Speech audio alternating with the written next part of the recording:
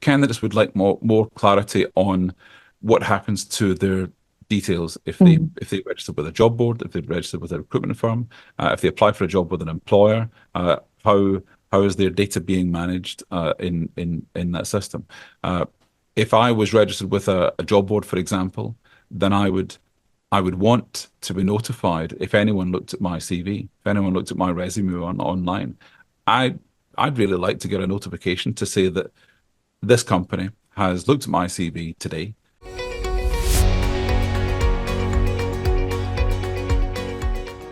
Welcome to another episode of All in Recruitment by Manatal, where we explore best practices, learnings, and trends with leaders in the recruitment space. If you like our content, please subscribe to our channels on YouTube and Spotify to stay tuned for our weekly episodes. I'm your host, Lydia, and joining us this week is Stephen O'Donnell of TAtech. Great to have Good you with us, afternoon. Stephen. Good Good afternoon, Lydia. afternoon. It's lovely to be here. I'm very honored. Yeah, it's a pleasure and it's an honor to have you. So, walk us through some of the pivotal moments in your journey in this space, Stephen. What are some observations you've made in this industry in your career? It's Uh, been a well, I'm one of those old people who have been around for a long time. I've been in recruitment since 1987, and initially as a recruiter with recruitment agencies, and Mhm, I owned and ran a couple of recruitment agencies in Glasgow in the 90s. mhm. By the time we got to 99, 2000, I was being pulled into the technology side of things and launched the website in 2000 called Mm. alljobsuk.com. And it was essentially a portal for candidates to find either recruitment agencies or employers or job boards or Job publications boards. that were advertising the vacancies they were looking for.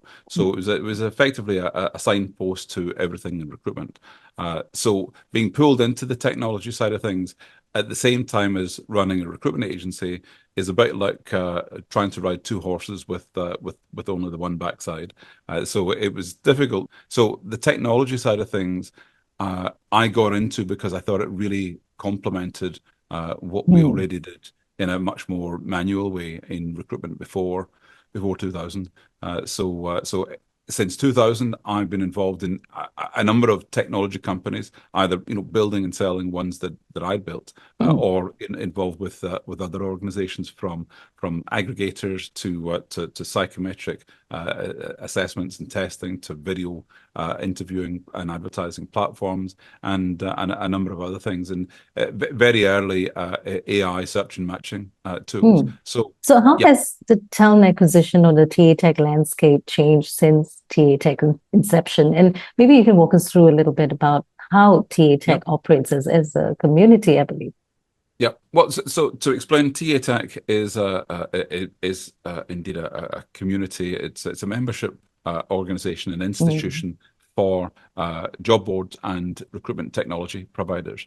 It was initially simply job boards, and of course, on top of that, then would be aggregators, which are job boards that pull in vacancies from multiple sources, and then programmatic advertising companies who use programmatic algorithms to ensure that jobs are distributed to the place where they're going to best match with a rich seam of candidates. So that was the initial buildings of TAtech. But of course, as we know now, in in talent acquisition, people don't only use job boards; they use multiple technologies at the same time, and all of those technologies are handling data that they have to pass from one platform to the other. Mm. It might be you advertise through a programmatic advertising platform onto multiple job boards. You're then receiving applications from multiple sources. They're coming into your ATS. You then need to be able to use AI matching to determine which candidates are highest priority to speak with first. You might want to put them through an assessment. You might want to organize video interviews with them. So all of those technologies, and there are many more, but all of those technologies need to be able to work with each other. So Mm. the core purpose of TAtech is that these companies, these technology providers and job boards, are able to meet with each other and work out ways in which they can partner with each other to collaborate, to integrate, to put together a more unified tech stack to employers. And of course, employers all have their own unique collection of technologies that they use, according to their preference and their needs, and what the people in TA in that company have used either in that company or in previous organizations before. So it's a continually evolving marketplace. And I'm sure in the course of these years, TAtech's efforts would have borne some kind of many success stories, in fact. So are there any that you'd like to share, any specific story that you'd like to share that could be useful to the audience? Well, there are quite a few. So the place where those stories happen are at TAtech events. So TAtech conferences, there are two main conferences. One is TAtech North America and the other is TAtech Europe. This summer we were in Washington, D.C. for our North America conference, and in Paris just a few weeks ago for Europe. And over the years, there have been a number of companies that have been able to set up partnerships and collaborations. The largest members that we have will range from Indeed and ZipRecruiter right down to brand new startups that have literally, just come out of the shell. And these are companies who are looking for investment. They're looking for mentors. They're looking for people who are experienced in the industry and able to show them the way.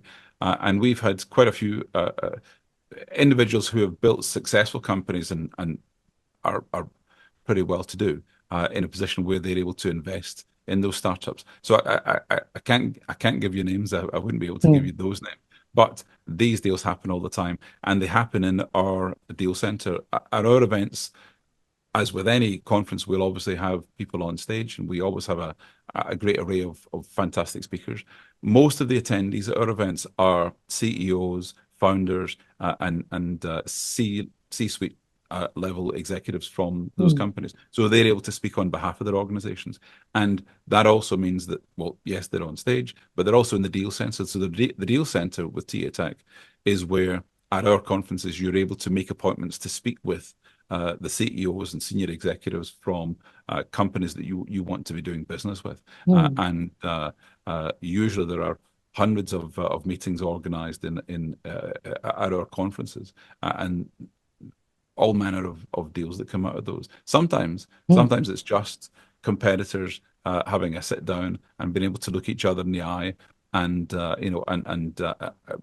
be on talking terms. They'll go home and they'll compete with each other again as they did before, but at the event they're able to speak with each other. But the key thing. Now, in terms of, that's the platform that you provide to TAtech providers to come together and really talk about how they can collaborate and work together and maybe even build a network of their own in terms of deals and partnerships. In terms of collecting these insights, does TAtech have some kind of publication, or do they have some kind of way to give back to their community from these events? We absolutely do. So obviously the physical events are great for people to get together, but every week, multiple times a week, we're putting out newsletters and blogs and podcasts, webcasts, where we're digging into to new technologies and what they do and how the landscape is changing in different countries, in different sectors, in different areas of technologies, and how that affects everyone else. So we're continually taking the temperature of the marketplace. We're continuing. So from these events, lots of conversations would happen about technologies and what might be the forecast in terms of the tech that's coming our way. So what emerging technologies do you see that's about to shape the future of recruitment? Let's just maybe in the next 2 or 3 years. Right? Yeah. So it won't be a surprise to anyone if I mention the letters A and I, but most people in the street, a candidate, a job seeker, wouldn't be aware that the work on AI has been going on for the past 7 or 8 years, and longer than that, but intensely for the past 7 or 8 years, where organizations have been building large language models. They've been training them, and they've been filling them with the data from which those platforms can learn about the behaviors of whoever is interacting with that technology. So going back to 98, sorry, to 2018. I was working with a company called Pocket Recruiter, and Pocket Recruiter did exactly that. When I saw that technology initially, I thought, hold on a second, this is going to change everything. And it didn't move as quickly as I thought it would then, because there's an inevitable amount of inertia.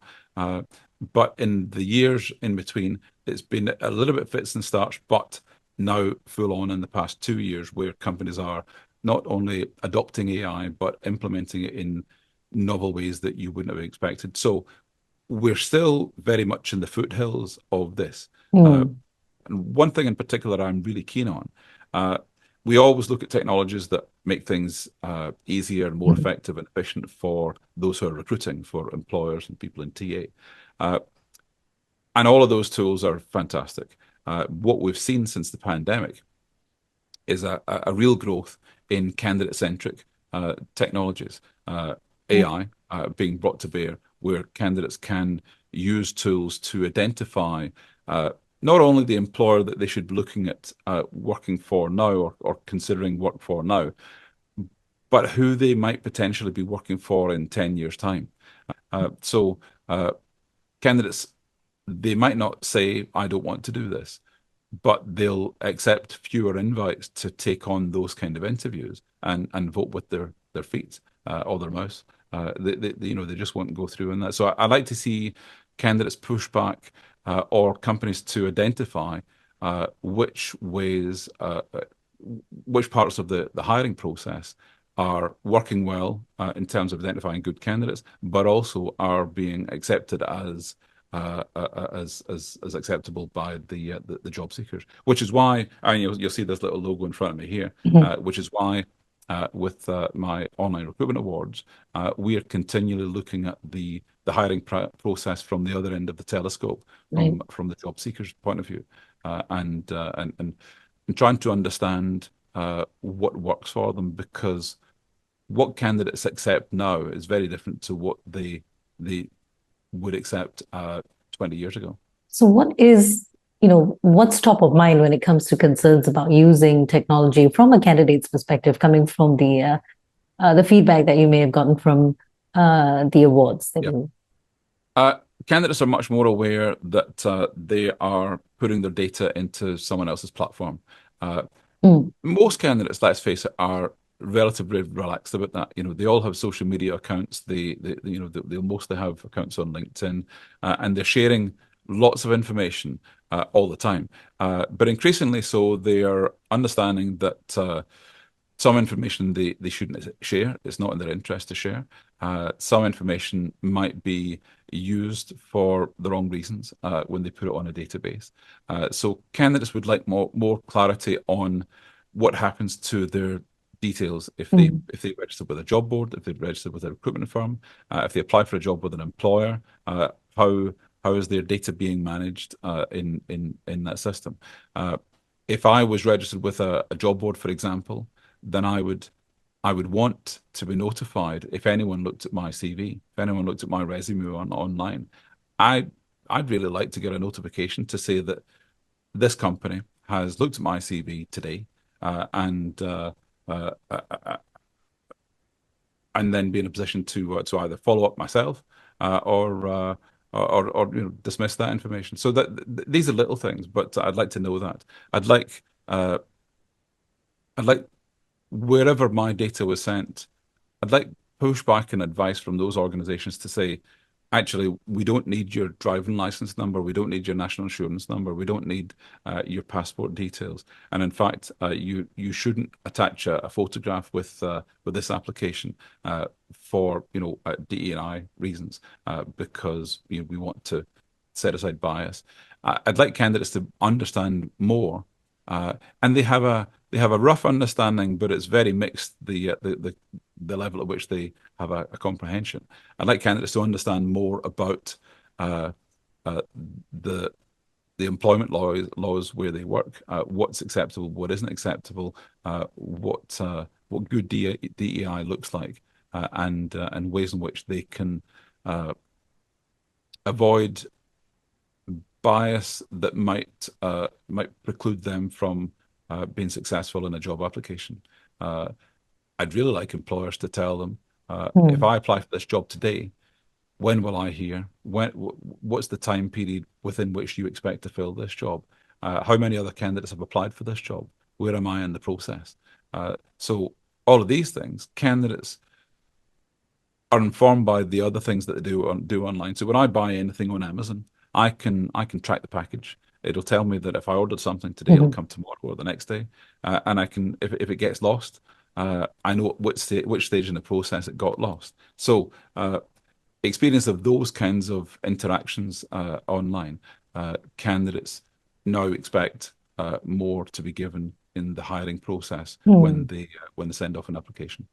Now, in terms of the role of a recruiter, given all these technologies, all these different expectations that's coming in from candidates, the awareness of usage of data, etc. So, how do you foresee the role of recruiters evolving, or rather, what sort of traits should they even have today that would prepare them for the newer technologies that are about to come in? Well, if I was thinking about ideal recruiters, an ideal recruiter is someone who is interested in the people that they're dealing with, the hiring managers, the company that they work for, and of course, the job seekers who are applying for jobs. People who are genuinely interested in the details about each of the participants in that hiring process. So being curious is absolutely essential. And that extends to the technology that you're using.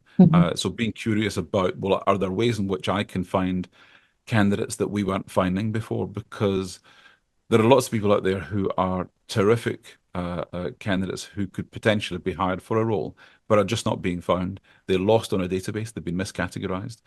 They might have a qualification from an unusual source, maybe a different university than is expected, or maybe they have an unusual name that that some people selecting might set aside because they have a bit of bias in that direction. So candidates would like to understand more about the hiring process there. So you spoke about inertia earlier, a reluctance to accept that technology. I mean, what is the sense of that since 2018 and reluctance or rather an apprehension towards technology? I mean, is there a sense that it's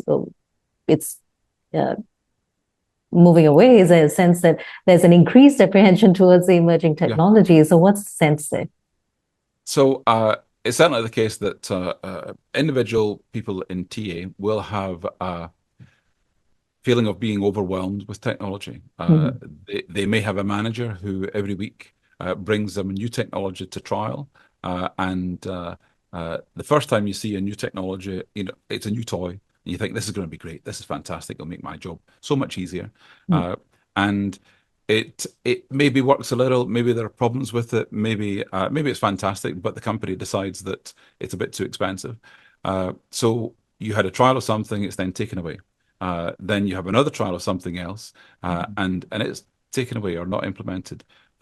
And people in TA get tech fatigue, where they feel like they've thrown themselves into a new piece of technology, and it either doesn't work or they don't get to use it in the long term.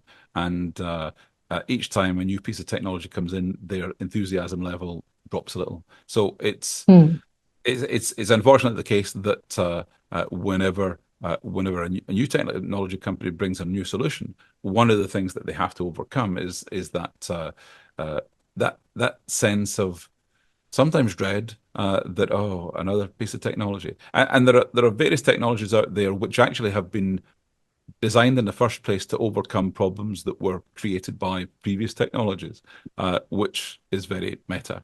But that certainly happens. And I always think that companies should, on a regular basis, review all the technology that they have, conduct an audit, find out what's working, what's not working, what are we paying for that we're not using, and simplify. So if you can pare away technologies that aren't serving their purpose anymore, then that helps to just refresh your use of the tech that you already have and gives you a bit more space to consider new technologies. And again, that can include job boards as well.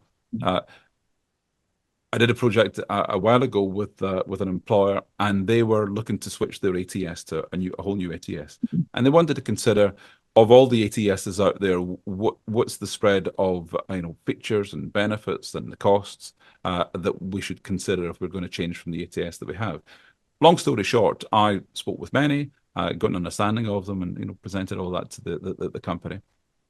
But what we also did was we did an audit of how the ATS that they had was being used.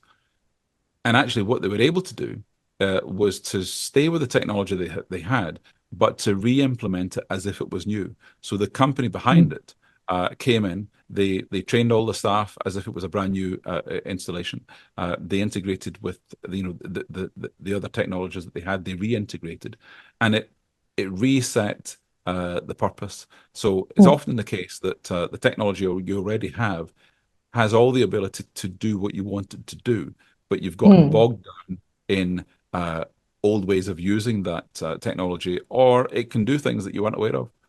So the amount of choice out there is phenomenal. And in terms of looking at new tech, one of the most important things is to consider what you already have. It's a bit like looking at an old camera that you have and thinking, well, I'd like to buy a new camera, but the old camera can do everything that you want, and if you just put a new lens on it, or get a new tripod, then suddenly the quality of outcome is going to be far better. Now, you've obviously been in recruitment and you've seen the landscape change drastically over all these years. What advice would you give someone who's starting out in recruitment, Steve? For someone in TA, I would say hone your sense of curiosity. If you're interested in something and someone and people and companies and so on, then get used to digging into find more information about them. With the internet now, if I see a car on the street, then I can get an app that will tell me exactly the model of the car, when the car was built. It'll tell me whether it's MOT'd or not, and taxed and licensed. So I can find all these things out. If I see a company, I can look up Companies House. I can search the internet for who registered their domain. All of these things are easily find outable, as it were. And it's the same with jobs and employers and companies. There's so much to find out, and you should hone your sense of curiosity, where when you find out more information, it makes you want to find out even more again, and you're able to manage that information. At the same time, using technology to use that. So get used to using multiple technologies and novel ways to use them. One of the best ways that technologies are able to evolve what they do is with the feedback from their users on ways that they're using it that weren't planned for in the first place. So often they'll find that companies are using their technology in really unexpected ways, and it helps them to develop that product in a much more intuitive way. So whether it be search and matching technologies or job boards or video interviewing platforms or any number of other things, the ways in which they can be used are vital. And that comes about because, for the most part, people in TA are lateral thinkers. They're thinking about ways in which they can solve the problem. And the problem is, how do we find a replacement for this vacancy that just appeared today? How do we find someone for that role as soon as possible that's going to be effective in the role? Or the company's planning to hire and we have a new location. How do we identify an entire team of people that can come and work for the organization? So thinking about ways in which you can solve those problems in a novel and effective way is key. So TA is not a job where you turn up, switch on your PC or your laptop, or even if you're working from home, and just plow through the work. It's a job where you need to be thinking on your feet on a daily basis, and be quite agile in the way that you think about what you do. So you should, at the end of each day, or certainly at the end of each week, you should be thinking, how could I have done that better? How could I have saved time? One of the sorry, we're backtracking a little here, but one of the things that often happens with technologies is that you get bogged down in the regular ways of doing things, and you should continually question how technology works for you. In terms of technology, there's also it yields data. And the metrics that you look at as well is going to indicate the ways in which you work, I suppose. So, what is the goal that you're going for, or rather, which metric should you be tracking for you to do your work better, and how to use that to do it better, and also even storytelling the data. Mm-hmm. Yeah. So metrics absolutely matter. If you can't count it, it doesn't count, and vice versa. Technology often, when a company is selling a new technology, they might often say, well, when used correctly, this technology will save recruiters 10 hours a week, or 20% of their time. And that 20% of their time means that they have more time to spend on speaking directly with job seekers and hiring managers and the more human things, because the things that can be automated are automated. In truth, or in practice, that 20% time saving is usually invested in the ability of that one recruiter to handle 20% more vacancies. So they don't get free time to spend on the more human things. Their capacity, the expected capacity of each recruiter goes up, and that's a shame, because you that wasn't the intention in the first place. But of course, it means that in a team of 10 or 20 or 50 recruiters for a big organization, that when a vacancy comes up, when someone leaves, the job isn't refilled. The technology simply expands to fill the space, so there are fewer slots in TA. So within TA, you need to ensure that you are putting in the crucial human element to the process that makes you valuable, and understanding the data and learning every day is essential to that. And finally, Stephen, this is the last question, and I'm looking forward to hearing what you have to say. Well, what is your favorite, most memorable recruitment story? I'm sure you have many, but what stands out? I do. It's been a long career, but actually, so this goes back to my very first job interview. So picture the scene, and I don't want to shock people too much, but picture the scene. I'm in an interview room, and on one side of the room, there are a clutch of people who are interviewing me, and I'm standing there in a dressing gown. They asked me to take the dressing gown on, hang it up. So I'm standing there wearing nothing at all. And after a moment or two, put the dressing gown back on and leave the room. Now, today you would be shocked at being asked to be naked in an interview. It is quite shocking. And there's a reason I'm telling you the story. So the application was, I was trying to apply to join the Metropolitan Police in London. So I wanted to join the police, and in the interview process, you had to go through various physical exercises, running, push-ups, all of those things, face-to-face interviews, tests for IQ, and one part of it was this, and so this would be mid-80s.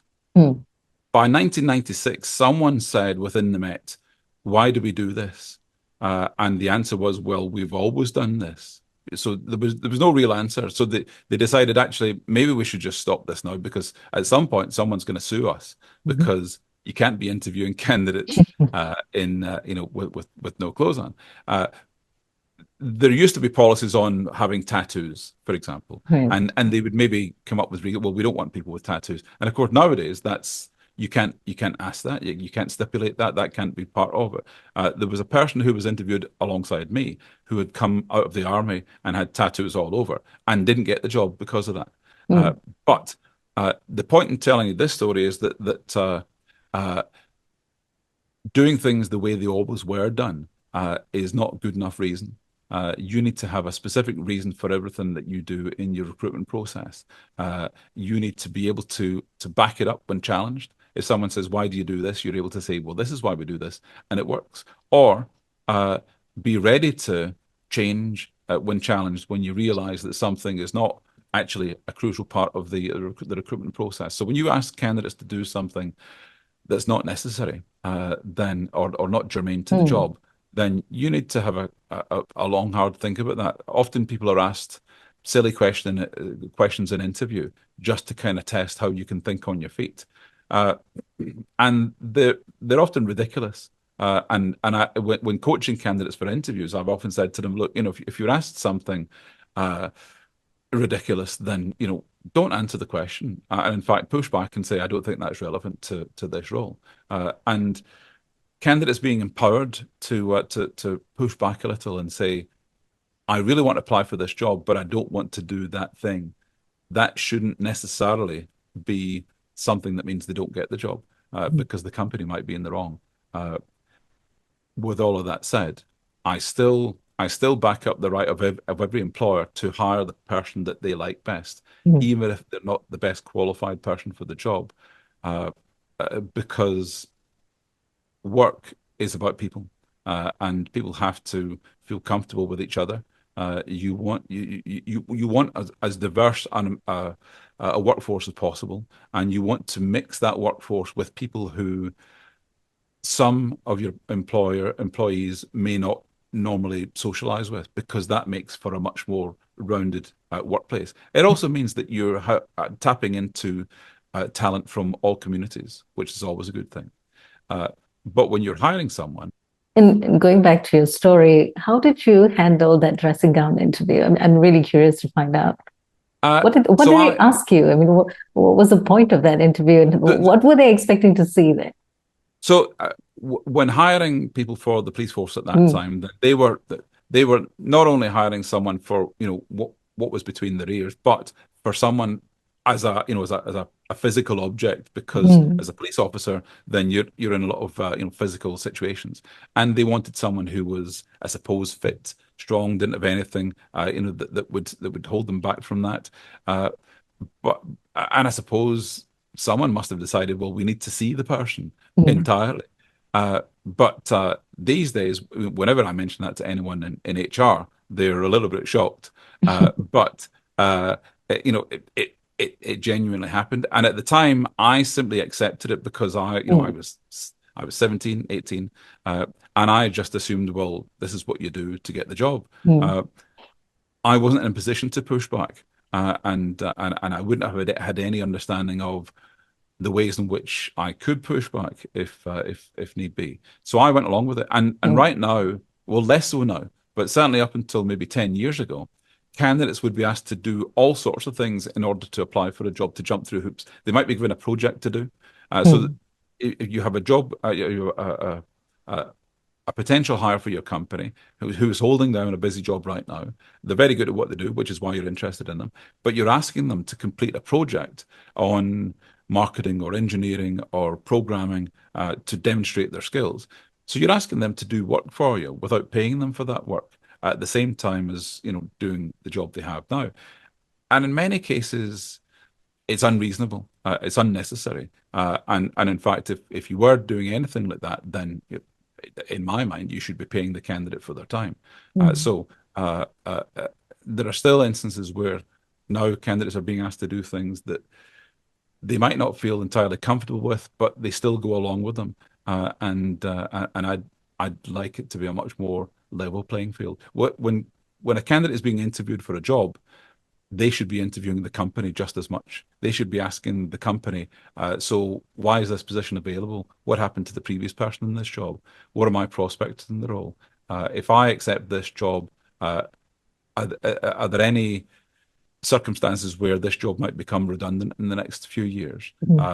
I'd like to ask the hiring manager, so how did you rise to where you are in the company, and what are your ambitions within the organization? So these might seem to be impertinent questions, but they're less so now than they used to be, because it's a two-way street. I want to interview the company and choose the company that's right for me, just as much as they want to choose the best person for them.